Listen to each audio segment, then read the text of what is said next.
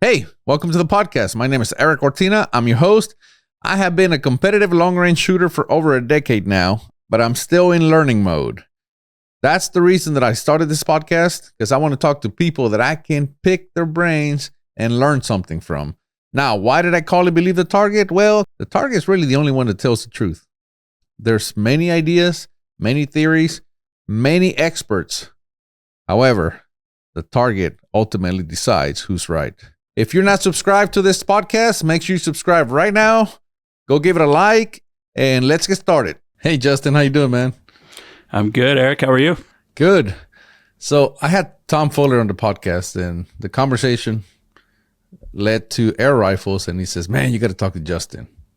So here you are. Here I am. I'm glad to be here. I appreciate you inviting me to be on the podcast. Yeah, man. So I just got me an air rifle. It's a Air Force Airguns raw with a Masterpiece Arms chassis. Whatever they had at SHOT Show, I said, right there, I want it, identical. Yep. So, well, you can't have this one, but we'll get you one just like it. So now I have that. Yeah. No, that's a great setup too. Yeah, the raw, sounds like you've got the HM1000X, and that's a fantastic platform. And now with Phil making chassis for it. I just asked them, I said, I'm going to shoot the smallest groups possible at 100 yards. And they said, oh, you want the 25 caliber. I said, okay, whatever you tell me that I need, that's what I want. So that's what I got. And I'm about to put it together, and I can't wait. I got the air compressor, I got a tank, I got everything. Nice. So I'm set up, ready to go. Awesome. You're gonna love it. Thank you. Tell me about Utah Airguns. Utah Airguns is a company I started about 7 years ago. Funny story. It started out of a gas station. I owned a convenience store at the time, and airguns were a big passion of mine. And I thought, you know what? Maybe I'll see if I can just sell a few of these, word of mouth, and that's how it got started. Started selling them word of mouth, out of a gas station, and pretty soon it got a little more popular, and I finally decided, you know what, I probably need to get a separate location for this, because we're standing around a gas station talking, having air guns in our hands. It's like, well, maybe we should find a different place for this. So that's when I, separated the two companies and moved into a little shop up the road. So do you still have the gas station? No, thank goodness. No, I sold that about 5 years ago. So yeah, thank goodness I don't have that to worry about anymore. But no, the Airguns have been good to me, and I about 2 years into it, well, let me back up. Right off the bat, when I kind of separated it from the gas station, I knew obviously I needed a website. I needed to start getting into that stuff, and I'm clueless on how to do that stuff, I'll be honest. So I hired a friend of mine. Her and her husband are really good friends of mine, and at the time she had just graduated from college in graphic design and web design, and so I just hit her up, and she loves to shoot. So I said, hey, what do you think about coming on and doing some work for me there? And she said, yeah, I'd love to. And so she designed, our logo that you see today. She started the website, and we started going from there, and it went pretty well. But we still weren't really cranking yet until I took on my partner that I have now, Austin James, who is actually a family member. He's my wife's cousin. And he comes from a software background, and he'd hit me up every once in a while. Hey, man, I'd like to help you out with some of that stuff. And I thought, cool, yeah, I'd love to see what you can do. And anyway, the talks, got more serious up to the point of like, hey, we can do this. And I said, okay, perfect. I said, here's what I'd like to see. If you can hit these goals all the time, we keep growing, then we can talk, some ownership in the company. And he said, done. And he came on, brought a couple guys with him, and they just blew it up. They did a fantastic job, and so I owe a lot of the success to Austin, because he's the one who really got us on the map as far as online. So well, good. That's how it all got started. Good. And now Airguns seems like, I don't know for sure, but it seems like it's getting pretty big, because I say that because I'm just now kind of heard about them. And now that I'm starting to look into air rifles, it's pretty big. It's a big market. It is. Yeah, it's growing all the time for sure. So it started out, I don't know. Yeah, when we started, that was one thing I always kind of thought, like, the airgun industry needs a few things. One, we need competition that's going to attract new people in, because all the competitions that they had before that were, I mean, they're okay, but it was just airgun competition. It wasn't real inviting. It wasn't real appealing to what, say a firearms competitor would want to dive into. So I thought we need to get into some positional type shooting with air guns. It's something, more PRS style. And also like the customization, like all the guns looked the same. They were, they all look like a typical air rifle like you'd see. And I thought, if I'm going to do something different, that's what it's going to be. I'm going to kind of do our own niche, which is customizing air guns, making them, just as badass as they could be, and create competitions for this that is going to invite people into the industry. Not just talking to the air gun crowd, but shooting enthusiasts everywhere. And it, I think we set the industry on fire at that point. Yeah. Well, I'm glad you did. Because, again, when I started looking into it, I realized, man, all these pellets that they have, there's just so much innovation there. And the carbon wrap barrels. And so it's funny. People kept asking. So I make barrel tuners. I've been making barrel tuners for over a decade now. Yeah. And I'm from the F-class background. That's my background. That's where I've been using tuners. And then we made some adapters when we started, I started my machine shop, and I decided to make some adapters because people kept asking for a rimfire tuner. So I thought, well, I just use the same tuner. Sure. I'll just make an adapter, and then they can adapt it to half 28. So that's what we did. But they kept asking for half 20. And I thought, who uses half 20? But we had so many people asking for half 20 thread adapters that I thought, okay, fine.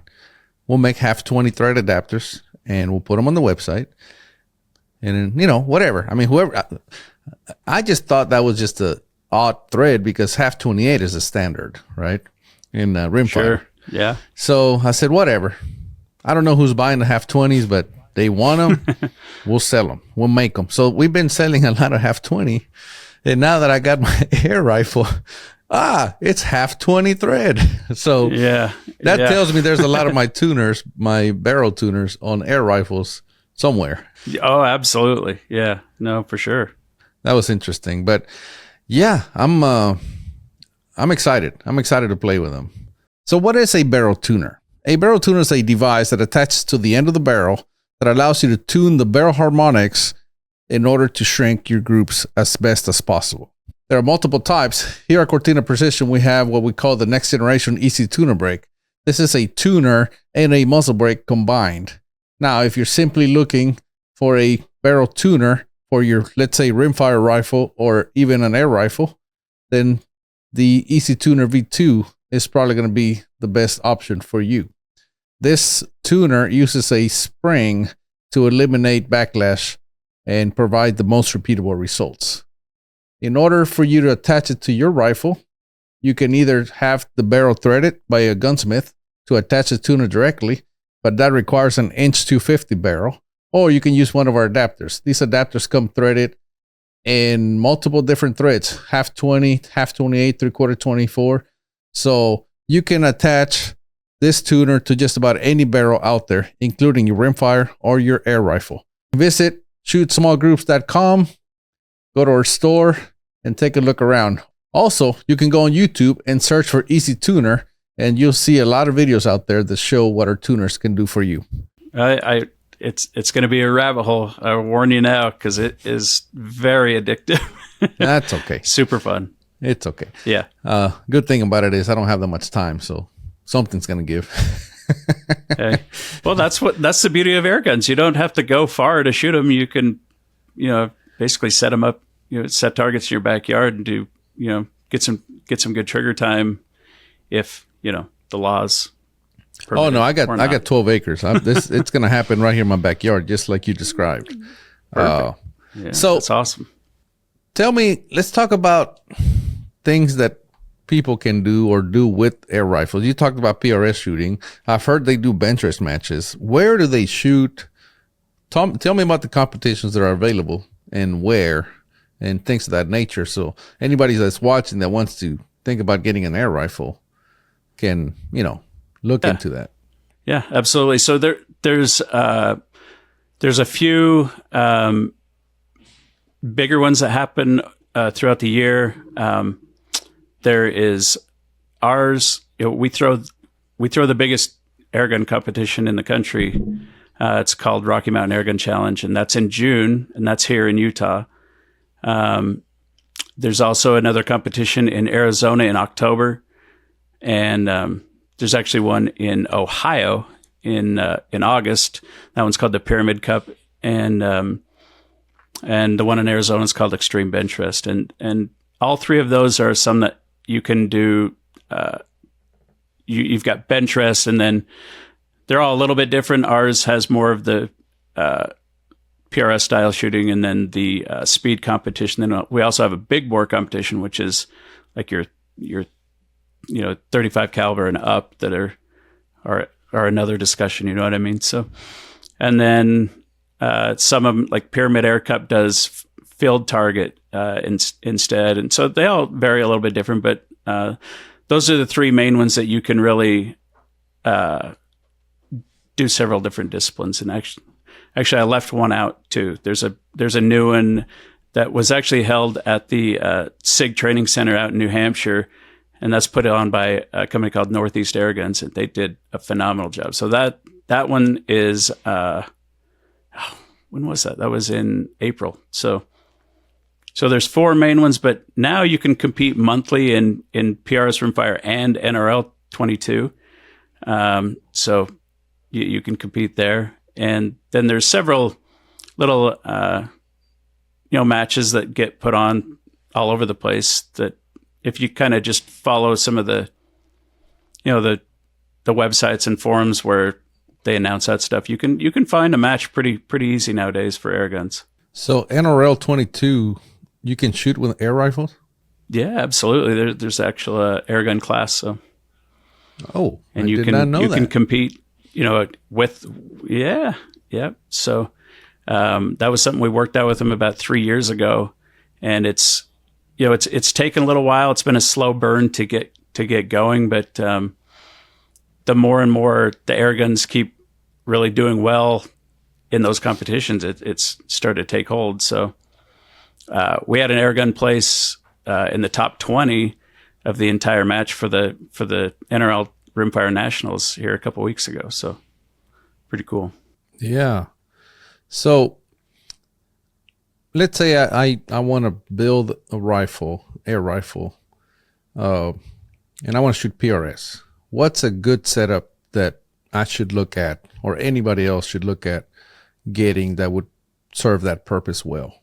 Well, that the gun that you have is a fantastic platform for that, because it shoots pellets or slugs really well, and obviously the chassis is made for positional type shooting. But there's a few different. I mean, some of the more popular ones. There's the FX Impact, which is kind of like the 1911 of air guns kind of thing. That's a fantastic platform. That's actually that guy right there. But there's also there's a new one called the FX Pantera, which is it's a platform that is built. It looks a lot. I mean, it looks like your chassis guns. It's actually got the air bottle in the rear, so that you can have that really low, scope to bore height and a really low platform. So you're fitting in barricades and stuff. It works well with that. So you can weight the front. It's really balanced. So it was made specifically for that. But I mean, there's several air guns on the market that you can set up for that. I would just recommend if you're going to build one for specifically that, you want to get one that is going to make enough power to shoot some of the heavier slugs well. Obviously, because you can gain some BC, which, you know, there's not a whole lot of BC to talk about with air guns, but once you get into the heavier slugs, you can match the rimfires up almost. So, and then just one that you can use that's balanced, obviously. So when you set it on a bag and you get in position, it's going to stay there. So there's several different brands, obviously, but that's the things I would look for to get set up in it. Okay. What about Benchrest? Because you said there was a Benchrest match also in Arizona? We also do Benchrest. Well, all four of those that I mentioned all have a Benchrest competition. So for Benchrest, obviously heavier. Well, let me back up too. In the Benchrest competitions right now, there's no slugs allowed. It's only pellets. So you want to get something that's, I mean, obviously barrels are everything in the airgun world, especially when you're shooting pellets only. So that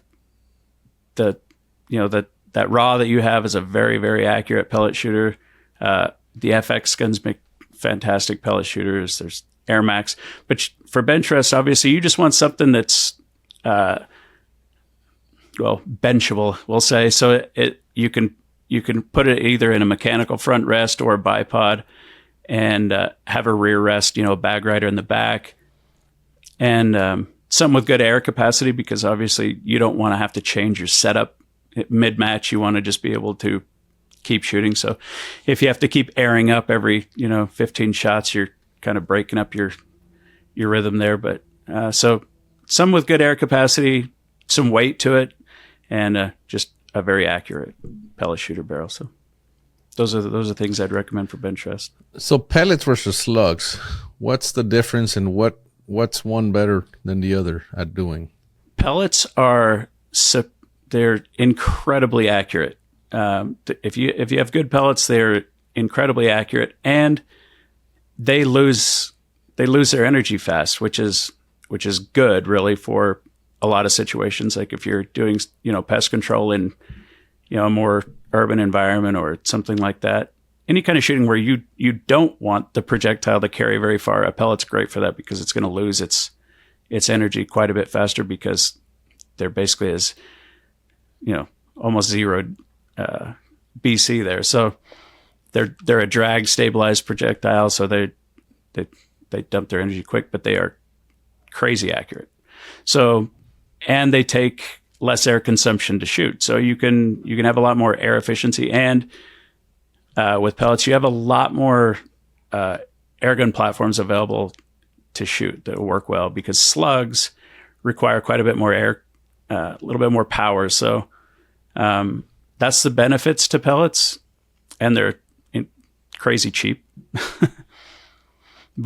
And then with slugs, I tell people, if you're going to plan on shooting over 100 yards consistently, maybe look at slugs, because you do get that. You get some BC, you're going to carry energy a lot further, bucks the wind a whole lot better than pellets do. So that's the benefits of the two. I see. Well, and so pretty much for PRS, you want slugs, and Benchrest, well, you have no option but pellets, correct? Correct. And what, the way the industry is evolving, though, the last, I'd say 4 or 5 years, we've really gotten more into the slug shooting, and companies have actually started developing, guns around being able to shoot slugs. So, with that, competition's got to evolve too. So you may end up seeing, I've had a lot of requests for like a 200-yard Benchrest versus 100-yard, but with slugs. And so you probably will see some Benchrest with slugs soon, but That's just the way things are going. Now, what kind of groups are they printing at 100 yards, like the Benchrest guys? You're very capable of shooting half a minute groups. It's obviously with pellets, you have every bit of wind to worry about. They definitely drift in the wind. They're super consistent, but they get pushed around a lot. So that being said, if a guy knows his wind, he can still print that type of a group. But if you have perfect conditions, it will just absolutely stack at 100 yards. The high end guns, at least. So yeah, they're incredibly accurate. So shoot for half MOA, not zeros. I didn't know what to expect. This is why I'm asking, because well, good. Half MOA. I'll shoot for that. Yeah. No, I mean, anything that you see a precision rimfire do, it's very capable of doing that same thing at 100 yards. So, what about scopes? What are they using on these rifles? Mainly, optics-wise, you want something with obviously a parallax adjustment, and in that you need to have something that parallaxes down to 25 yards or less, just because a lot of the targets you're going to shoot are closer than some of the standard. A lot of, like Leopold, for example, they haven't made a scope that parallaxes under 50 yards yet, and with Airguns you shoot a lot of stuff at 25 yards and more for competition. So, but a lot of high end optics we sell. I know at least here in Utah, I think we sell more night force element than anybody else in the state, just because these guys in Airguns, they'll spend the money on their setups. So, but you'll see a lot of higher magnification, just because you're shooting small targets, or like if guys that are hunting with them are shooting, little ground squirrels at 200 yards, they need some magnification. So, but that's the type of stuff we're seeing. We sell a lot of really high end optics, night force, element, Athlon, stuff like that. So that's mainly what people are putting on them. What about, do they have different classes in Benchrest? Typically there's a sportsman's class and there's a pro class. So you can kind of break it up. Typically if you're placing higher than a third place finish in a big match, a lot of times they'll bump you to pro.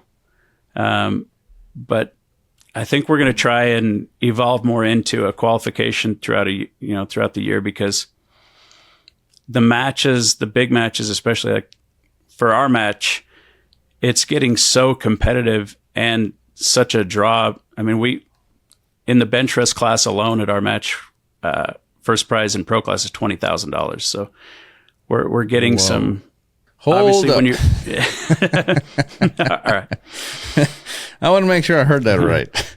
$20,000 to the winner. $20,000 for first place. $10,000 for second. $5,000 for third.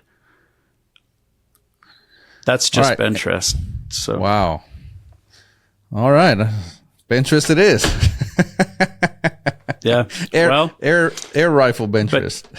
Well, and that being said, we match the same prizes for the Precision Marksman Challenge. So basically, your PRS style shooting. So that also pays out $20,000, $10,000, $5,000. So we're starting to see a lot of the really good rimfire competitors stepping into the Airguns, because they're like, man, I want to get paid, and they And all right, we got to talk about the financials now, because nobody can make that.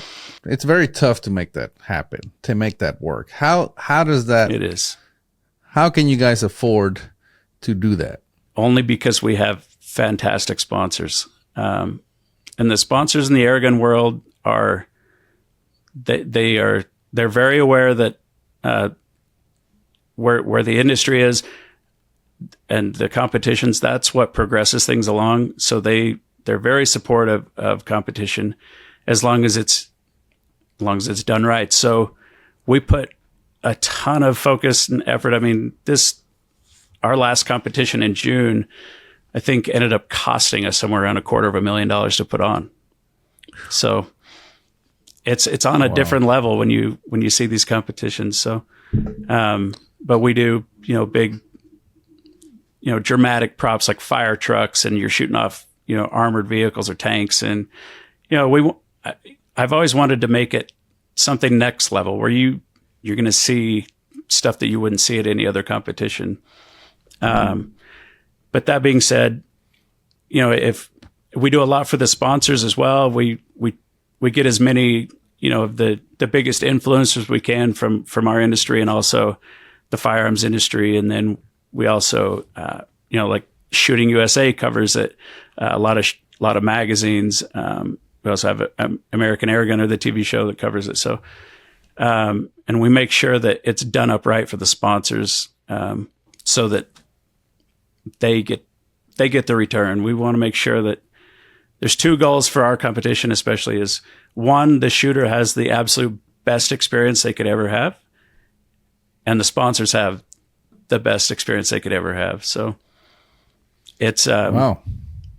So that's how we've done that.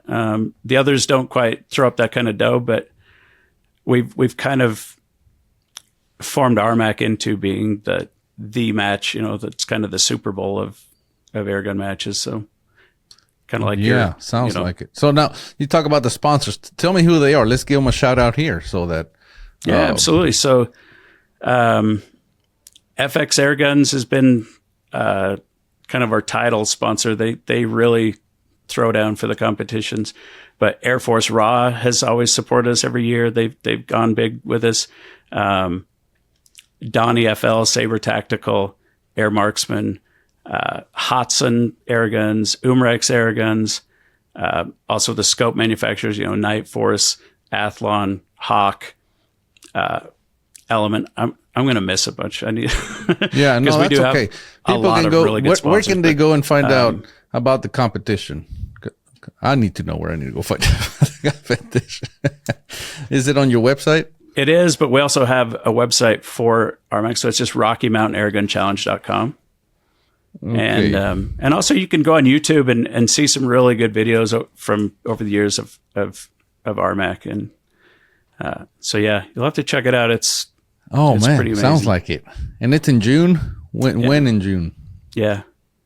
So this year it was the 17th through the 19th. So Father's Day weekend. Or no, 15th through the 19th. But it is. It's always, unfortunately, lands that Father's Day weekend. But there's a reason I'm asking. That's when I can get it. That's the reason I'm asking. There's a reason I'm asking, because we host what we call the V squared finale in F class. We're trying to make that a spectator event, and we have that on the second weekend in June. So I can make it. It'll be tight. Awesome. I can get from Tennessee to Utah. It shouldn't take me more than one full day of driving, just nonstop. I'll make it there. That'd be a pretty good haul, but you could do it. Yeah, a couple of days. Yeah. No, I mean, that sounds very interesting. And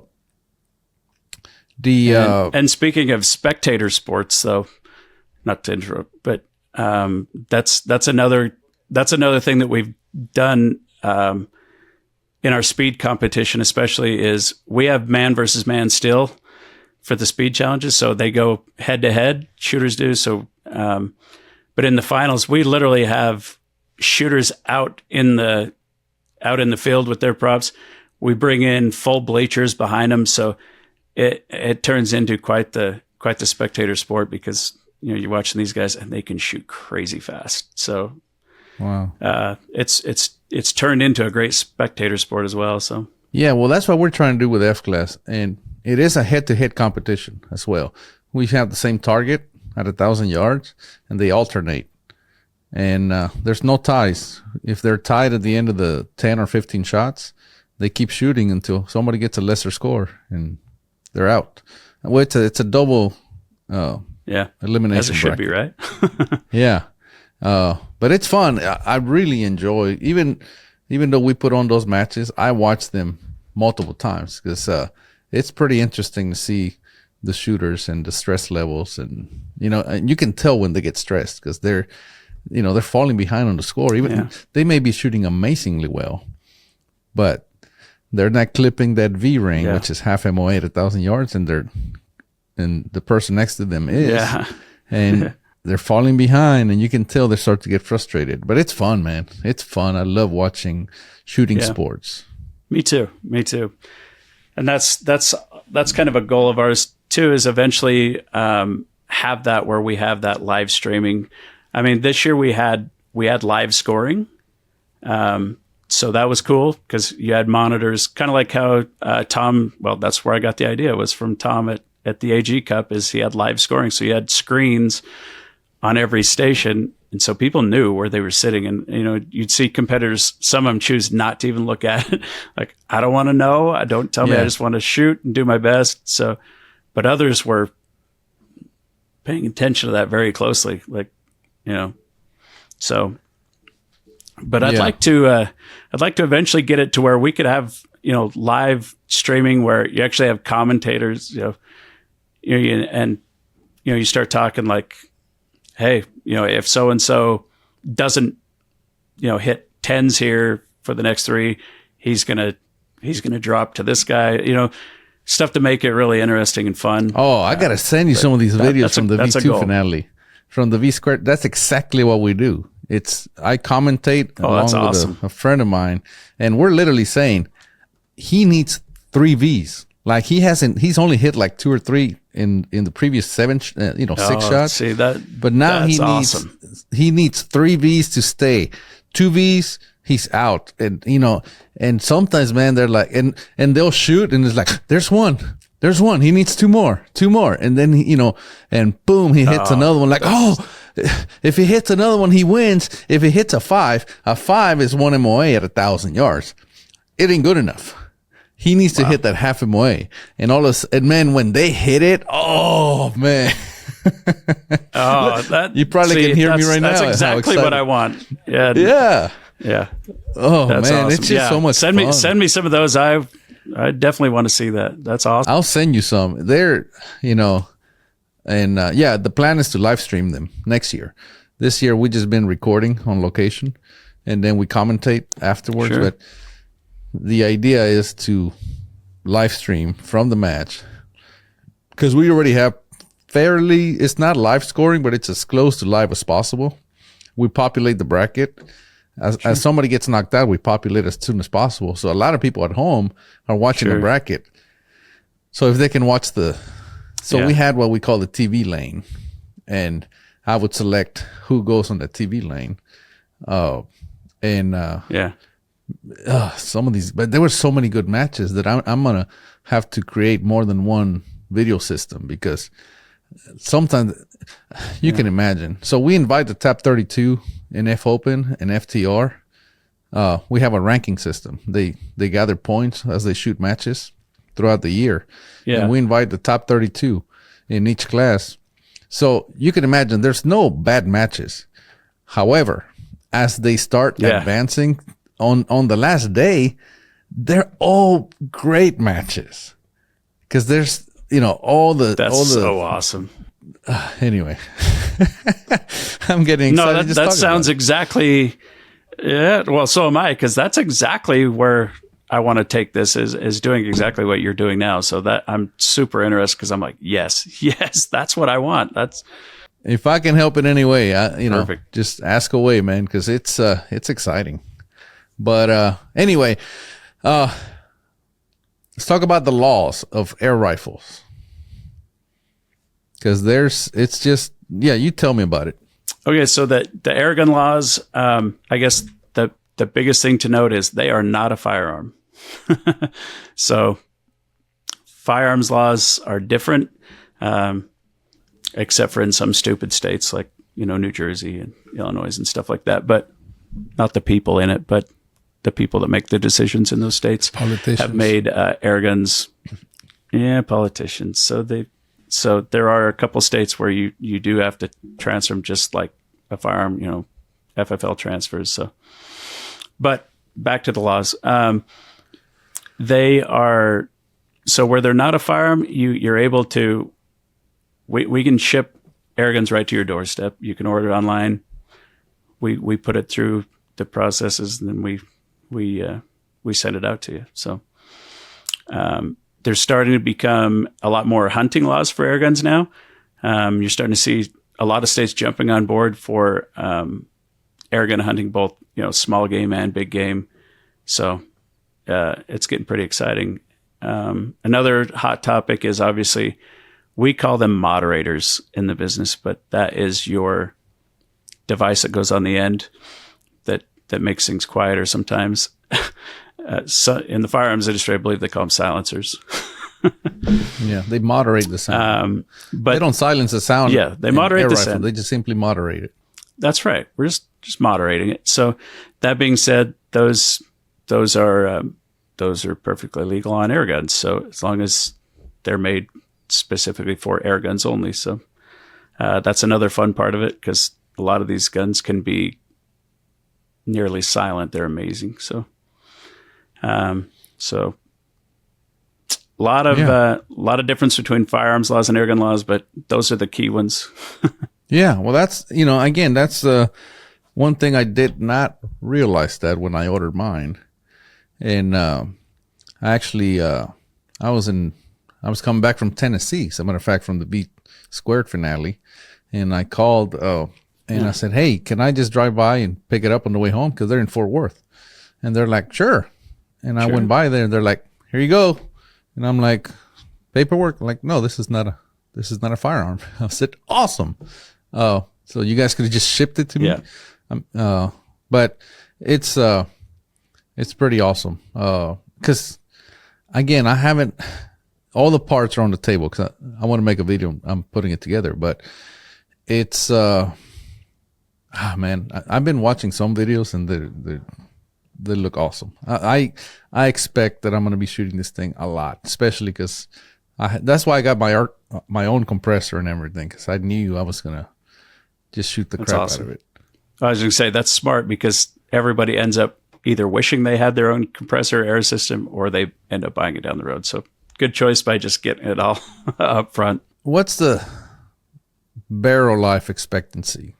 It sounds like forever, but I don't know. As long as you're not using abrasives or anything to clean it, because there's no reason to use any of that for air gun barrels. So because you're just shooting lead, there's not even a jacketed projectile. So you're shooting lead, and there's no heat. So they can essentially last for a lifetime, really, as long as you're not cleaning it with something you're not supposed to. And when I say that, there's a couple things with air gun barrels, mainly because there is a breech seal. In the end, it's just basically an O-ring in the breech side to capture the air around the projectile.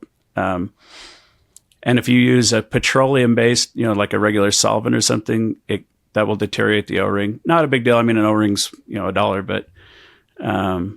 but it's just the hassle of having it come out while you're shooting if it's been damaged or something.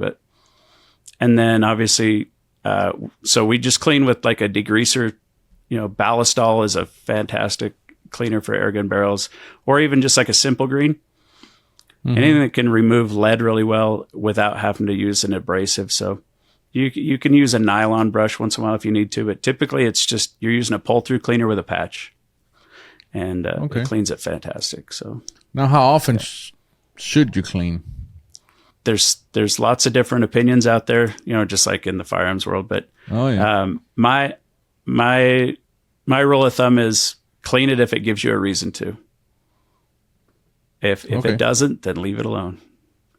So if you see some accuracy lost, then go ahead and clean it. Okay, fair enough. I'm not going to follow that, but that's good. Because I'm always afraid that it's going to happen right in the middle of the match, right? So yeah. Well, I will say this for my Benchrest gun, like if I'm punching paper, I do clean a lot more. I'll clean, after every single round. Round being like the round of targets that we shoot. So if I fire, several shots at a sight or target or whatever, if I'm 100 pellets in, I'll run a patch through before I shoot again. Okay, well, that sounds about like I do in competition, in F class. So perfect. Well, that sounds great, man. Maintenance. Anything you mentioned the O-ring. Anything else that people should be aware of for maintenance? I mean, maintenance basically, if you typically go through the gun, maybe once a year, which you don't have to. I've got air guns that I've had for 15 years that I've never rebuilt. But as far as maintenance, where you want to know it's solid, is you go through them once a year and just change all the O-rings out, reseal it.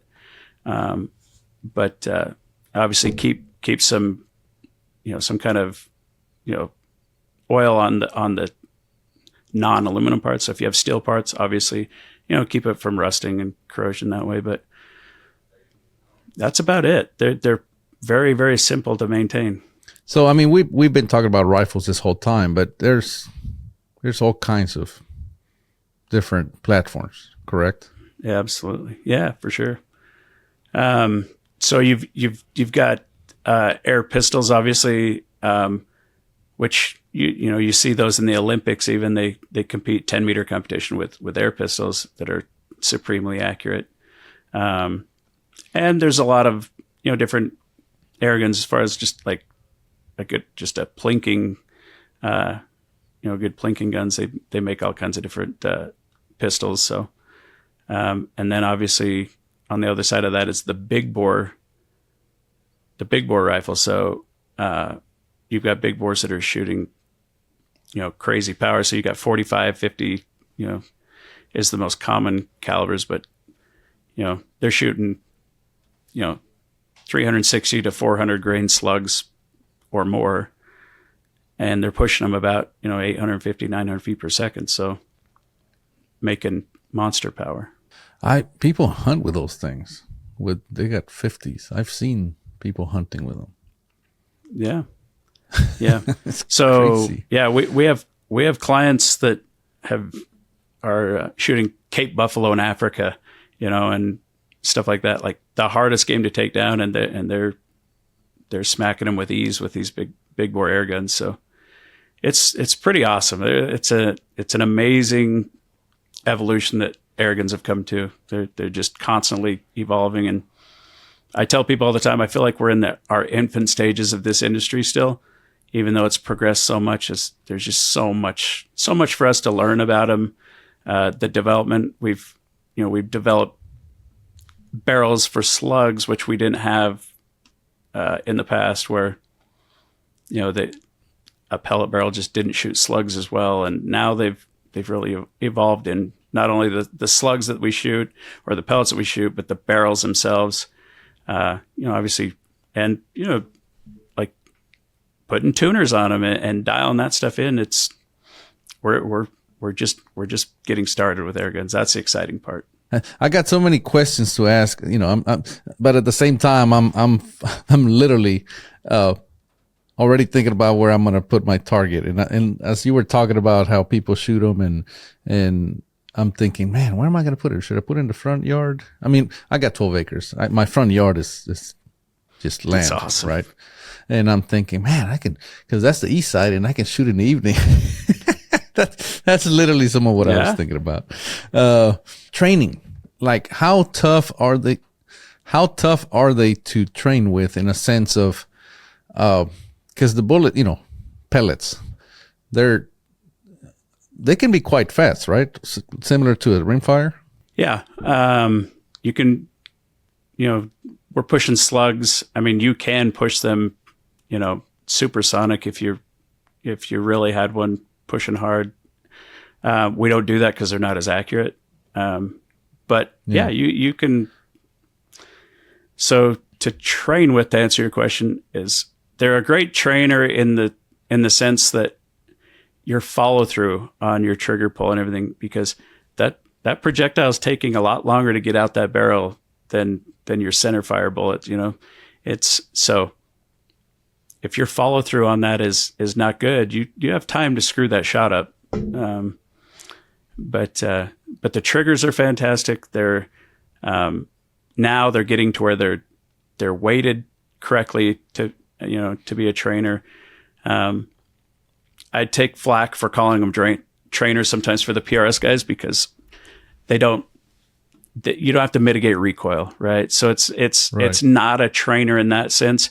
But as far as training for you setting up in position, building positions, and getting trigger time, they're fantastic. Yeah, well, that's kind of what I was thinking about. I'm gonna, like I said, I want to set up out there, and I can train wind reading. I don't have to leave the house. Just go in the front porch, set it up there, shoot out there towards the front yard, and probably set up at 100 yards, and then just when it's windy, mildly windy. Again, I don't know how much I'm gonna have to dope on these things for the wind, but I can already picture myself out there with a spotting scope and an air rifle and a target at 100 yards and just see, just practice with it. A lot of the ballistics software companies now are diving into the airgun world. So like Advanced Ballistics, I see you had him on the show a while back. They've started to implement some airgun data, and several of the others have started adding airgun projectiles to their bullet library. So now you don't have to guess as much anymore because there's actually ballistic solvers now for airguns. So yeah, that's awesome. Now, what about how tuning the rifles? You mentioned sometimes if you go supersonic, they don't shoot as well. Sounds to me like it's like anything else, just like a center fire where you can slow it down or speed it up until you get that happy place. Is that correct? Absolutely. Yeah, absolutely. So tuning, it's a lot the same as tuning your firearms. You want to try every grain weight, every diameter, slug. You want to try different twist rates, you want to find out basically what shoots best out of that specific barrel you have, and then figuring out what speed does it make a difference if I run at a little bit higher pressures, So I relate it back to, it's kind of similar to like tuning an air gun and how long the air valve is open and shut. I compare it to like a fast burning powder, a slow burning powder.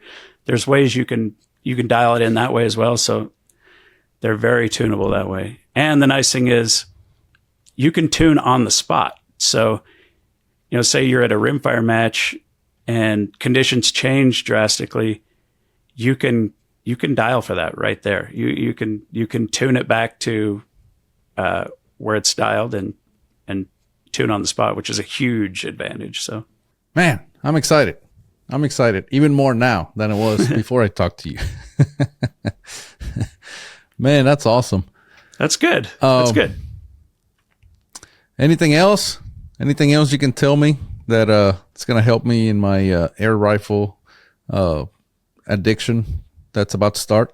Well, do some research. Just watch. You can go to our YouTube channel, Utah Airguns, and check things out. Or there's several really good airgun channels nowadays. But just start doing some research that way, seeing what's what. But I would look into doing some rimfire competition in your area if you can. Yeah. Or for that matter, set up a scaled F-class match or side match with air guns with your F-class. I think that'd be super cool. Yeah. I'm going to look into that for sure. All right, man. Dang, this is awesome. I appreciate all the help. Thank you for being here. And like I said, you got me more excited about this now than I was. Well, that's good. I hope everybody that watches this gets more excited about air guns. So I'm excited that you're excited. How's that? Oh, yeah, for sure. All right, man. I will send you some videos of the V-Squared finale, the head-to-head competitions, and check them out. And again, if I can help in any way, just let me know, and hopefully you guys can do the same. Absolutely. Yeah, obviously any questions you have, feel free to call me. You got my personal number. So yeah, by all means, call me if you have any questions, or people that are watching. We have 27 people here on staff that are all experts. So if you have airgun questions, by all means, pick up the phone and call. We're always available to talk shop with you. All right, man. Good deal. Thanks for being here. Hey, thanks for having me. I really appreciate it. It's a good time.